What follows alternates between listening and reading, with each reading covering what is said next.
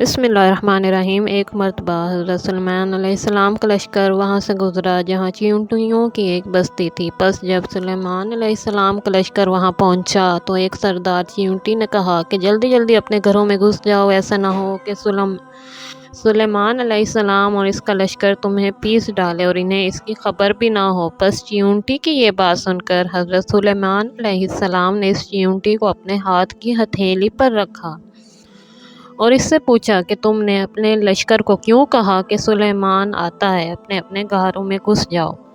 کیا تم نے مجھ سے ظلم دیکھا ہے؟ یہ سن کر چیونٹی نے کہا، اے نبی اللہ، ہم نے آپ اور آپ کے لشکر سے کچھ ظلم نہیں دیکھا، مگر اس لیے کہ سہون آپ کے لشکر کے گھوڑوں کی ٹاپوں تلے ہم سب آ جائیں اور ٹاپیں ہمیں ہلاک کر ڈالیں۔ یہ کام ہم نے تو حفظ ما تقدم کے لیے کیا، اس لیے میں نے یہ کہا کہ اپنے اپنے گھروں میں جائیں اور ہلاک ہونے سے بچ جائیں۔ یہ سن کر حضرت سلیمان علیہ السلام نے ان سے فرمایا کہ کیا تم ایسی ہی شفقتیں ان پر ہمیشہ کیا کرتی ہو؟ وہ بولی، جی ہاں، ان کی خوشی سے میری خوشی ہے اور ان کی غمی سے مجھ کو غم ہوتا ہے اور ان کی غمخواری مجھ پر واجب ہے۔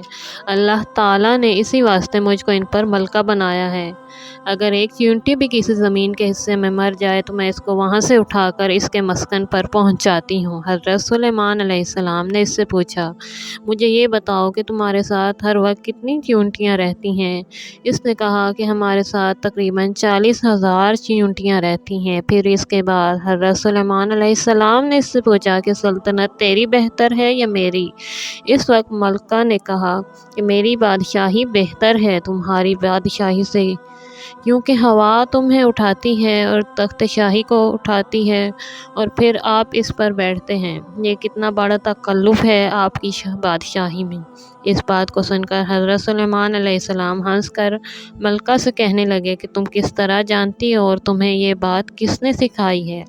ملکہ چیونٹی نے کہا، اے حضرت سلیمان علیہ السلام، اللہ تعالیٰ نے صرف آپ کو عقل عنایت فرمائی ہے اور وہ عقل صرف آپ کو ہی نہیں دی ہے، ہم جیسے کمزور کو بھی عنایت فرمائی ہے۔ دوستو، اگر آپ کو ویڈیو پسند آئی ہے تو پلیز لائک کیجیے اور چینل کو سبسکرائب کیجیے تاکہ آئندہ آنے والی ویڈیو آپ تک پہنچ سکے۔ اللہ حافظ۔